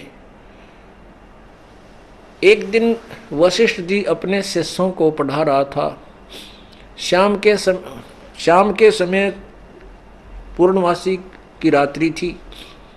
एक वृक्ष के नीचे बैठे थे, अपनी संध्या उपासना करने के बाद गुरुदेव से चर्चा बच्चे कर रहे थे।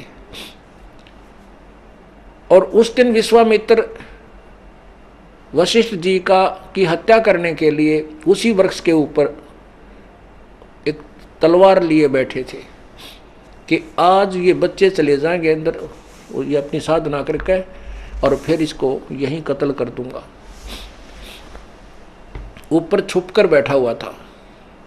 बच्चे कहने लगे वशिष्ठ जी से कि हे गुरुदेव, हमें अपने भाइयों की बहुत याद आती है।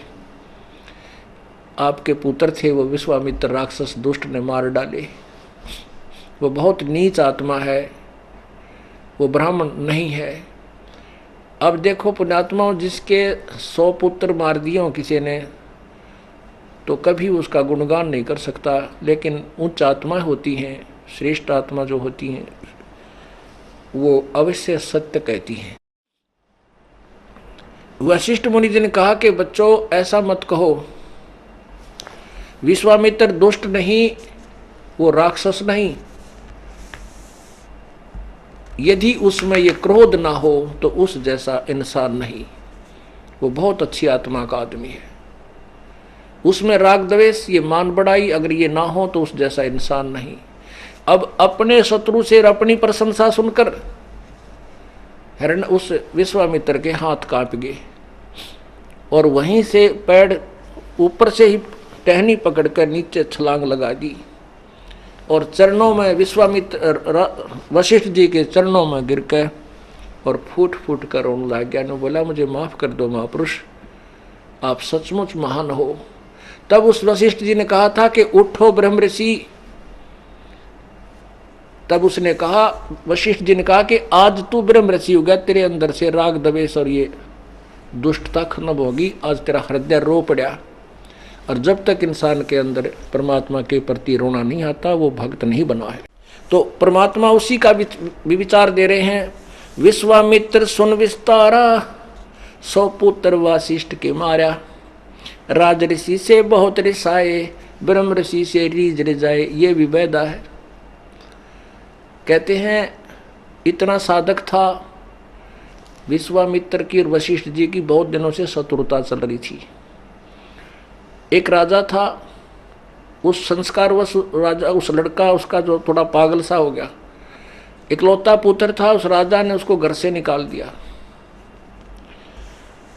उधर से विश्वामित्र, इन ऋषियों की बिरान माटी काल ने कैसे कर रखी थी। विश्वामित्र घर छोड़कर और जंगल में रहे था, वहां से भी छोड़कर और दूसरी जगह चला गया। 12 वर्ष तक घोर तप किया सिद्धि प्राप्त करने के लिए, ताकि मैं वशिष्ठ जी को पराजित कर सकूं, उससे श्रेष्ठ स्थान पा सकूं जनता में। उस 12 वर्ष के दौरान एक दुर्भिक्ष गिरा, बहुत बुरा हाल हो गया। विश्वामित्र के बालक भूखे मरने लगे। वही राजा जो का लड़का घर से निकाल रखा था, वो वहां आता था और उसने उसके लड़कों को, विश्वामित्र के लड़कों को भोजन ला करके, फल फाल लाकर जंगल से वो देता रहा। दूर से वहाँ आसपास के तो खत्म हो गए थे, वहाँ से लाकर उसको खिलाता रहा। अर्थात तो उस दुर्भिक्ष में उसके बच्चों का पालन पोषण कर दिया, वो बच्चे जीवित रह गए।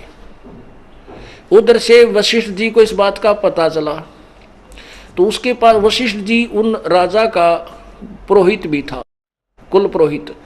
राजा ने, उस राजा के लड़के ने उससे कहा वशिष्ठ जी से कि आप मुझे ऐसी साधना बता दो, मैं स्वर्ग चला जाऊं। वशिष्ठ जी ने उसको श्राप दे दिया, ऐसा श्राप दे दिया कि तू शूद्र हो।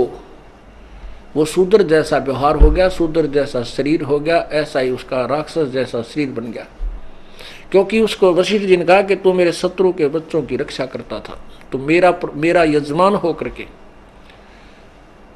अब ऐसी आग थी इन ऋषियों में, ये बता पा रहे होंगे, चाहे इन्होंने पर्वत तोल दिए और चाहे सारे समुद्र पी लिए, ये मोक्ष नहीं प्राप्त कर सके। ये सिद्धि कोई और वस्तु है, परमात्मा का पाना वो साधना न्यारी है। विश्वामित्र वापस आया, 12 वर्ष वहाँ कठिन तप करके।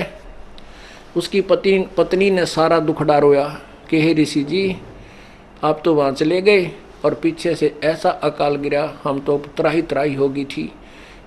भला करे राजा के लड़के का, जिसको विश्वामित्र ने ना वशिष्ठ जी ने श्राप दे रखा है, और वो यहाँ आता था और हमारे बच्चों की उसने परवरिश की।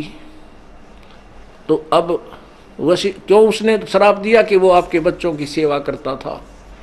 अब विश्वामित्र की काख पाट गई। अच्छा, उसको बुलाया राजा के लड़के को, जो जंगल में घूम रहा था। कहने लगा, मांग बेटा, तू क्या मांगता है। वो बोला, जी मैं ये मांगता हूँ कि मैं सहस्री, पहले तो मेरा शूद्र शरीर ठीक हो। बोला तथास्तु, वो ठीक हो गया। अब मैं सहशरीर स्वर्ग जाना चाहता हूँ।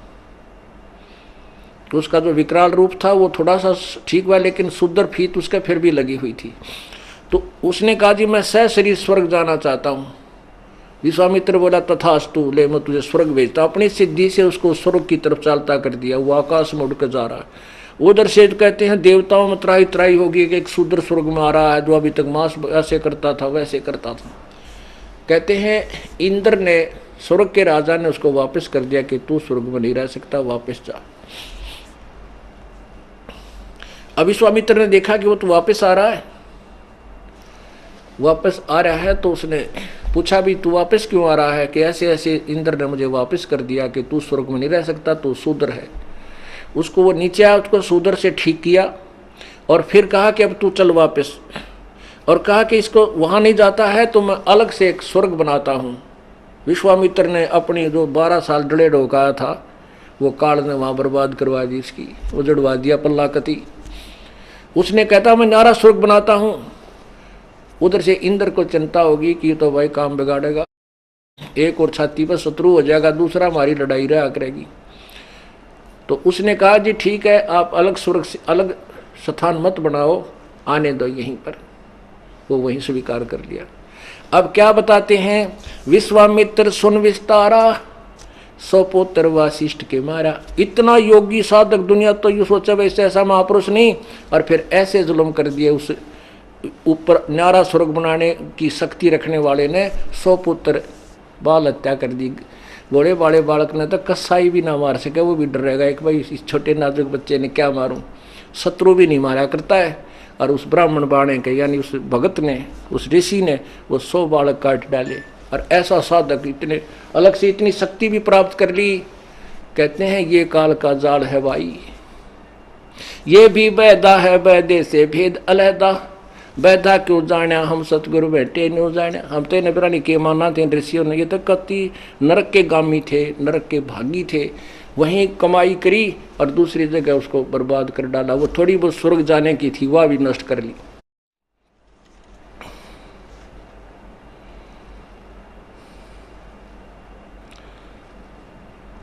परमात्मा कहते हैं, सुर नर मुनि जन 33 करोड़ी, बंदे सभी निरंजन डोरी। ये 33 करोड़ देवता 88,000 ऋषि कहते काल की डोर का बंद रहे, ये मोक्ष नहीं हो सकते।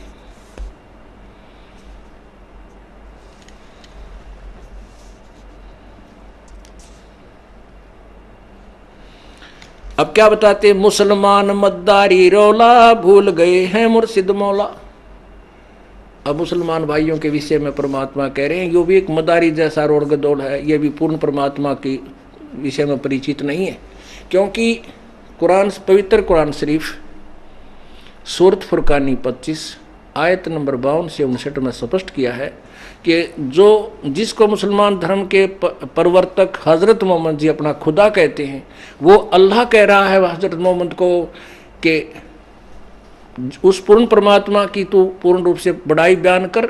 उसके विषय में जो काफिर है वो नहीं मानते उसको, कबीर को भगवान जो तुझे जिंदा रूप में मिला था, जो तुझे जिंदा रूप में मिला था, ये काफिर लोग उसको भगवान नहीं मानते कबीर को। तो उसकी महिमा से परिचित हो, उसकी मैं जो कह रहा हूँ मेरे द्वारा दिए गए वचनों पर विश्वास कर, इस कुरान की दलीलों पर विश्वास कर। और वो परमात्मा ये वही है जिसने 6 दिन में सृष्टि रची, 7वें दिन तक पर जा बैठा। उसकी खबर किसी बाखबर से पूछ देखो। इससे सिद्ध है कि कुरान शरीफ में उस परमात्मा के विषय में ज्ञान नहीं है। तो वही परमात्मा यहाँ कह रहे हैं, मुसलमान मद्दारी रोला, भूल गए वो मुर्शिद मौला।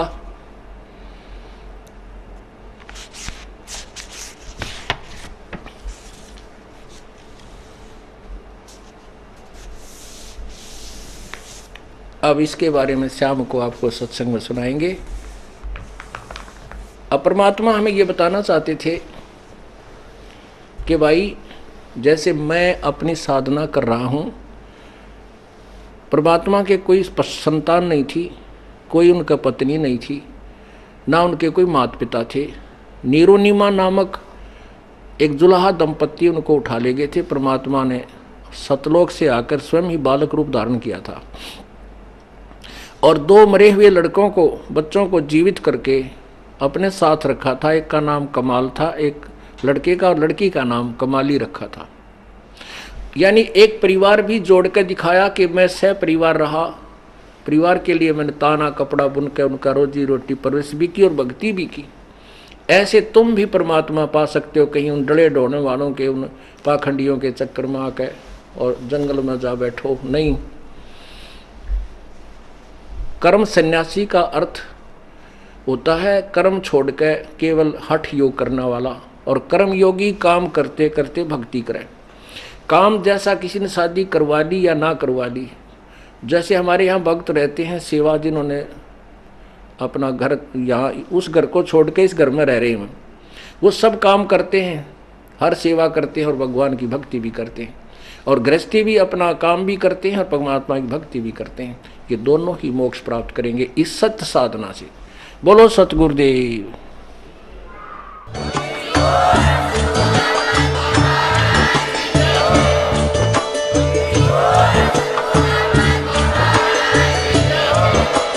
आप सुन रहे थे जगत गुरु तत्वदर्शी संत रामपाल जी महाराज जी के मंगल प्रवचन। अधिक जानकारी के लिए विजिट कीजिए हमारी वेबसाइट www.jagatgururampalji.org। संत रामपाल जी महाराज जी के शुभ आशीर्वाद से पूरे विश्व भर में 500 से भी ज्यादा नाम दीक्षा केंद्र हैं, जिन पर संत रामपाल जी महाराज जी द्वारा ऑनलाइन निशुल्क नाम दीक्षा दी जा रही है। अपने नजदीकी नाम दीक्षा केंद्र का पता करने के लिए संपर्क करें 8222880541।